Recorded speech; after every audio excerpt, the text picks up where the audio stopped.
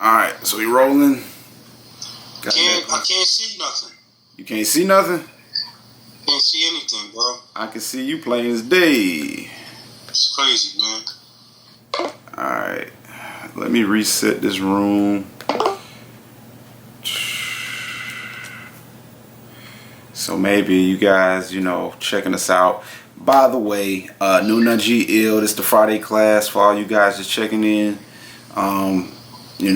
Late getting started, having technical difficulties as you can see, but we're here.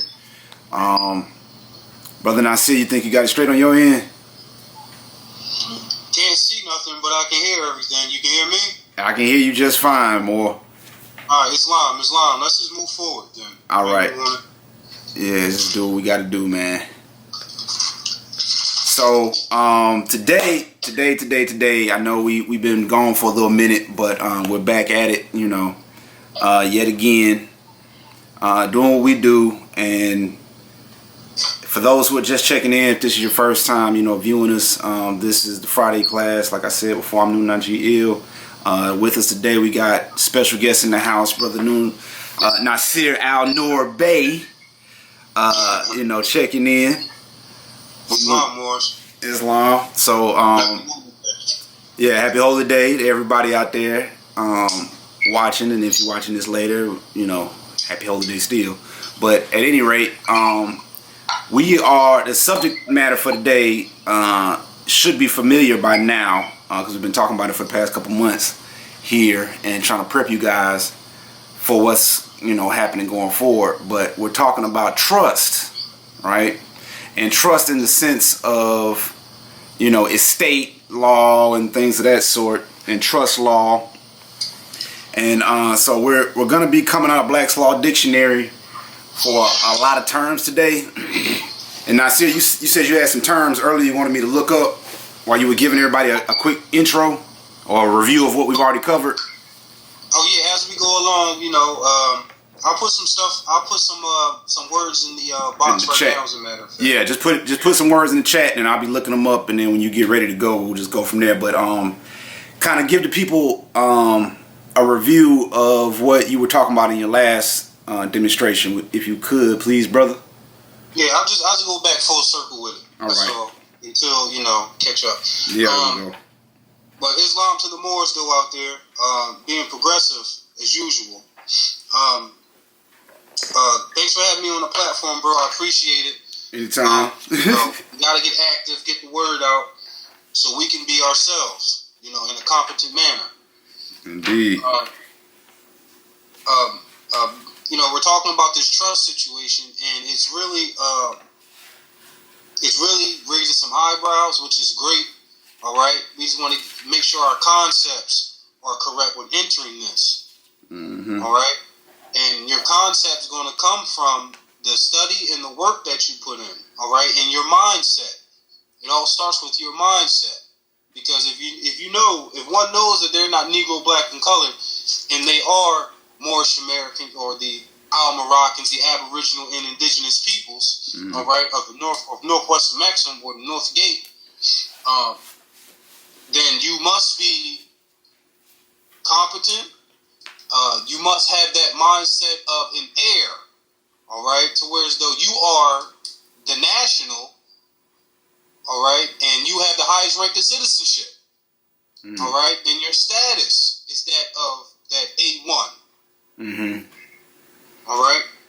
So we have to move like it, we have to act like it, we have to think like it, we have to be like it, all right. And this trust is so important, or trust law, the area of trust law is so important. Is because we can secure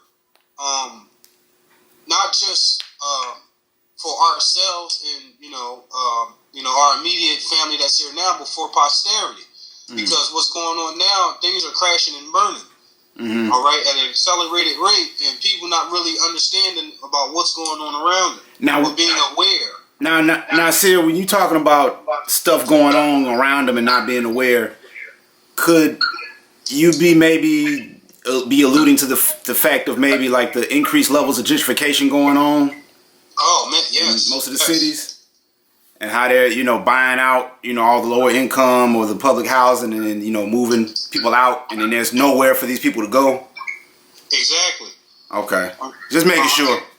Exactly, amongst other things. And, you know, if you don't have anywhere to go, and, you know, that these corporations... Mm-hmm. Oh, mind you, because didn't the Trump with the U.S. corporation, didn't they say something about cutting a lot of stuff? Oh, yes. With this and new among budget? them was federal housing. That's what I was thinking about. I thought federal housing was among that list. Among them, yes, exactly. Were these housing programs? So the funding that actually pays for all of that discounted housing, right, is being cut. Right. All right, just making it clear. Exactly. So a lot of people are gonna be homeless, is what you're saying. It's gonna get rough, man. You think, you know, you already know as far as, you know, things that's going on in South America. Mm-hmm. Right? Oh yeah, with Venezuela and the holdouts and stuff. Yes. And they're like riding in the streets right now, and, you know, getting militias and all of that stuff together. I'm telling you, man, and it's going, and it's because all the economies are connected globally. Mm-hmm. All right. So if one takes a hit, it's going to be like a monopoly effect or that domino effect. Yeah. And come on down the line until it hits, you know, home. The whole circumference. Yeah, till it hit home. You know, and people, you know, you have to realize this because it's getting real out here. Like, really, like. Now, you know, with that, just to kind of give people a little bit of update, wasn't there a bankruptcy with Puerto Rico that just recently happened, and they had some budget exchanges, and they kind of kicked the can down the road a little bit, you know, further. Yep. That's all they really can do. You know. So, and it's like, how long can it keep the charade up? Mm-hmm. That is a good question. Because I think the bond markets were taking a dip too, and they were saying how, you know, they were losing like, you know, millions and billions, if not trillions, in the bond market. And, you know, a lot of old folks, as far as what I know from about investing and whatnot, you know, depend on the bond market because it's a, you know, it's a stable annuity, you know, type of thing they can get paid from. But so I don't want to hold you up though. I don't want to get too sidetracked, but keep going. We talking about trust. I just want to give people the background. You know what I mean? Yeah, but the trust. Things. You said Yeah, you cut out for a second. Oh, you can hear me now? Yeah, I can hear you just fine. Go for it. All right, so, yeah, but you know, the trust is important. Mm-hmm. All right, so we have to get first. We have to understand what a trust is. All right, and again, it's going to have to be that mental change that comes with this. You know, because a lot of people might come into the information, you know, just because they're dealing with legal issues or, you know, these colorable issues or whatever. Or they might be trying to. So you think they might be looking at this as like a get out of jail free card? Yeah, or something like that. Okay. All right. Which is not. All right. Right. Just making that clear. Yeah, you gotta, you know, go into that Zodiac Constitution. All right. And it tells you right there, I think it's Article 6 about the courts and everything and tribunals. Yes. All right, so all our scholars out there in YouTube land, you know, go back, pause the video, you know, read Article 6 of the Zodiac Constitution, and then come back to this part. But anyway, back at it. So we're talking about trust now. Looking at Black's Law Dictionary, right, and just looking at the most basic trust, because there are, from what I'm looking at, well over 1, 2, 3, 4, well over 5 pages just talking about the different types of trust, right? All right, now. You there? So we just want to look at the basic concept of a trust, the elements of, you know, beginning one. Mm-hmm. All right, and then with the different forms of trust, you know, that comes from the different, you know, type of mechanisms that you want to operate as. All right. All right. But right now we're just talking about the concept of it. How do you? This one is just created. Mm-hmm. All right. Forget about what it does. It's how. All right. Now with that, you have to. You cut out. Say that last part again. Say that again. Say that last part. You was cutting out. What's the last thing you heard? You was saying something about the definitions. You was getting ready to go into it, but it was kind of breaking up. Oh no. All right. You can hear me? Technical difficulties. Yeah, I can hear you. All right. So, you must know the basics of property law as well. All right. That entails you or gives you the right of possession of any type of property. Mm-hmm. All right. And, with the trust, all right, you must be in your proper person to even establish one. All right, because a trust is a contract or it's an agreement. Mm-hmm. All right. And because that, it's an agreement and you have a natural right to contract. All right, in accordance with Article 1, Section 10. Mm-hmm. All right. So of the, American Constitution. So let's back up for a second just to clarify for the people. Mm-hmm. So when we're looking at trust and we're talking about what all it entails and everything, backing up for a second and looking at the definition here in Black's Law, it says a right of property, real or personal, held by one party for the benefit of another, right? Mm-hmm. And then it goes on to say a confidence reposed in one person who is termed trustee for the benefit of another, who is called the cestui trust, respecting property which is held by the trustee for the benefit of the cestui trust. All right, so when they're talking about the cestui trust or the beneficiary of the trust, they're mentioning the cestui, they're mentioning the phrase cestui trust right here in this part of the definition. Mm-hmm. Right, to refer to the beneficiary. So if party A gives something to the to trustee or T1 to give to party B, that would create the relationship or the positions of the trust, correct? Yes. That's essentially how they establish. Now, the one who creates the trust is called the settler, mm-hmm. or the grantor. All right. Depending upon how the settler how the creator of the trust wants to set the trust up. All right. Now, that property interest. All right, because that's what we're dealing with here. We're dealing with interest. Mm-hmm. All right, which which alludes to ownership. Uh-huh. All right, which to title. All right, when we say title. All right, are you in the Black's Law? Can you look up title? Yep, I think I have my hand on it. Hold on, pull it back. So, title starts, for those who are looking for it, on page 1655 in Black's Law, 4th edition. So, you want me to just run it from the top? Yes. All right. So, title, the radical meaning of this word appears to be that of a mark, style, or designation. A distinctive appellation. I think we need to pay attention to that. The name by which anything is known. Thus, in the law of persons, a title is an appellation of dignity or distinction. A name denoting the social rank of the person bearing it, as duke or count. So in legislation, the title of a statute. All right. And then they got title of book. They have real property in there, correct? And in the real property law, that's right. That's the next to the next section, correct? It's the next section. Yep, right below the law of trademarks. Yeah, so, go in on that one. All right. So real property law says title is the means. All right. The means whereby the owner of lands has the just possession of his property. The union of all the elements which constitute ownership.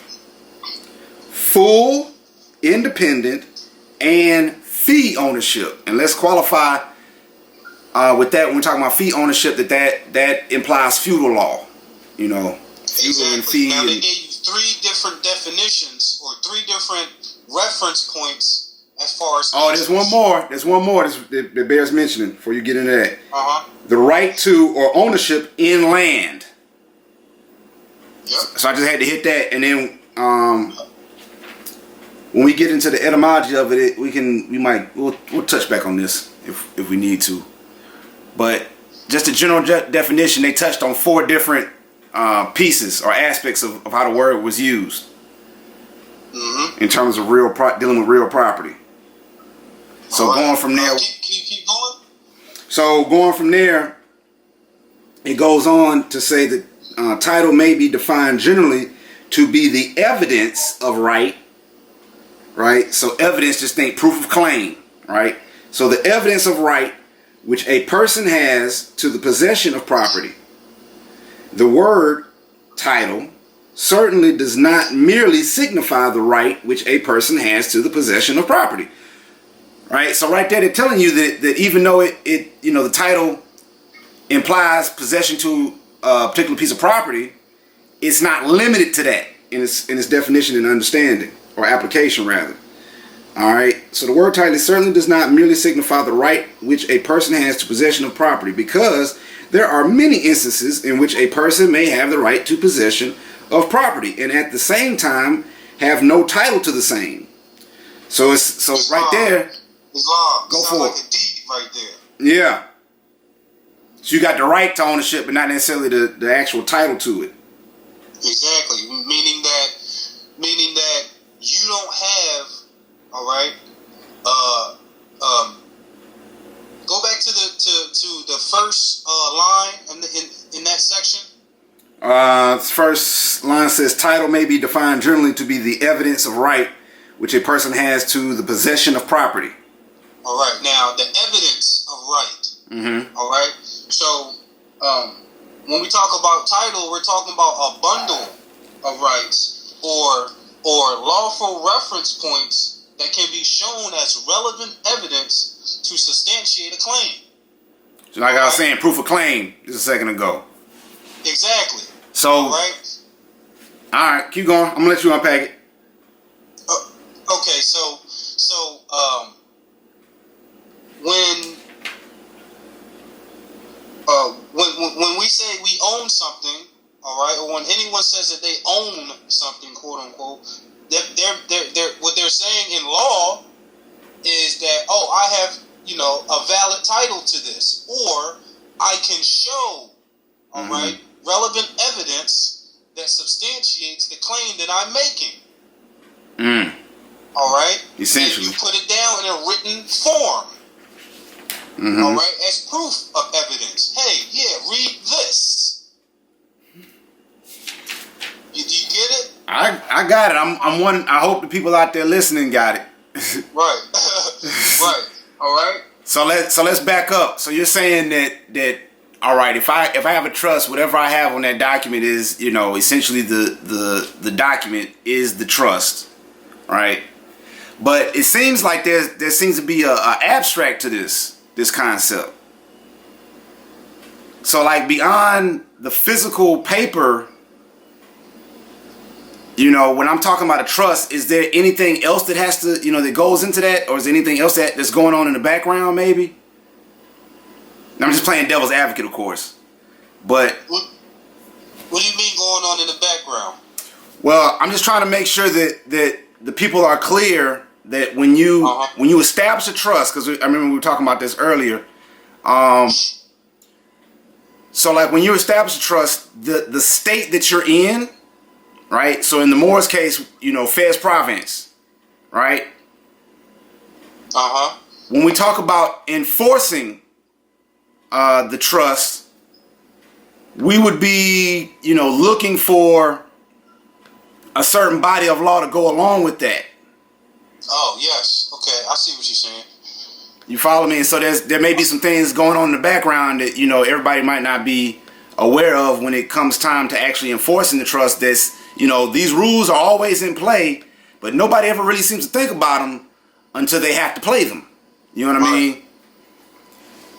But we were having a conversation about a brother, and you know, he was saying something about, you know, enforcing, you know, using the state or the county tribunals to enforce his private trust. And there was confusion about that, because essentially if you have a private trust and then you're, you know, saying that this third party has to enforce it, well, then it's no longer private. And now you're opening the trust up to, you know, the auspices of that third party that you're now saying needs to be the referee, because you and whoever else, you know, the beneficiary or the trustee can't, you know, make ends meet. Y'all can't come to any type of agreement. Right. And the trust amongst, you know, those individuals has failed for whatever reason. Right. So, and when you have a trust, you know, there can't be a third party interest in the trust, or it invalidates it. Exactly. So this is what I was trying to pull out, or tease out in the conversation more or less. So reiterate why you can't invite a third party to, you know, to the table. Okay, you can't invite a third party to the table because now, if you have a trust is a contract, all right? Mm-hmm. You have a contract between three parties: the settler, the trustee, and the beneficiary. Mm-hmm. All right, the trustee holds the legal title, while the beneficiary holds the equitable title, or has the equitable interest in who's supposed to, you know, receive any type of goods, services, or whatever due to the beneficiary. All right. Mm-hmm. So, give me a second. I was trying to find something. All right, and I'm still looking up domicile on this end. All right, I got it. So, while you're looking that up, domicile, this is on page 572 of Black's Law 4th edition. For all my scholars out there.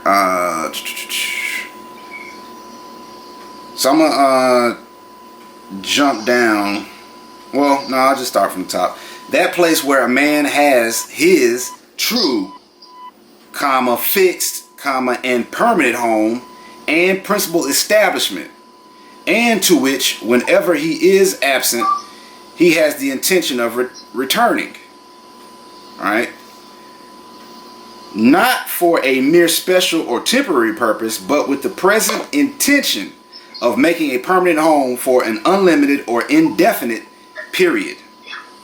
In international law, a residence at a particular place, accompanied with positive or presumptive proof of an intention to continue there for an unlimited time. The word, and this is jumping down to the etymology, the word domicile, quote unquote, is derived from Latin domus, meaning home or dwelling house, and domicile is legal conception of home. The established, fixed, permanent, or ordinary dwelling place or place of residence of a person, as distinguished from his temporary or transient, though actual, place of residence. It is his legal residence, as distinguished from his temporary place of abode, or his home, as distinguished from a place to which business or pleasure may temporarily call him. Now, this is where it gets interesting, right? It says citizenship, habitancy, and residence are severally words which, in the particular case, may mean precisely the same as domicile. Right? And he goes on to say domicile and residence, however, are frequently distinguished in that domicile is the home, the fixed place of habitation, while residence is a transient place of dwelling. All right, and it goes on to say domicile may be deemed to be of three sorts. Oh wow! So we just died on the good thing we got this feed going, but with the darn Ustream just cut off randomly. Wow. So so how you like them apples? Let me restart this. Oh man. All right. So we back live. Sorry about that, guys. Ustream was a little pissed off, I guess. Anyway, domicile may be deemed to be of three sorts: domicile by birth, domicile by choice, and domicile by operation of law. The first is the common case of the place of birth, domicilium originis. I'm horrible at Latin, as you can see. The second is that which is voluntarily acquired by a party, proprio moto. Well, you heard that before. The last is consequential. Pardon me. Consequential as that of the wife arising from marriage. And then right below there it says abandonment of domicile. See abandonment. Islam. So we have to make sure that we qualify when we're using these words, how we're using them, what we're using them for, and things of that sort. But I believe there was something, it might have been a point that Brother Nasir, did you have about domicile that you want to touch on? Oh, yeah. Further down the line, I was going to touch on that as far as national domicile and life estate, how they correspond with one another. But to answer your question as far as, the third party situation, just really quick.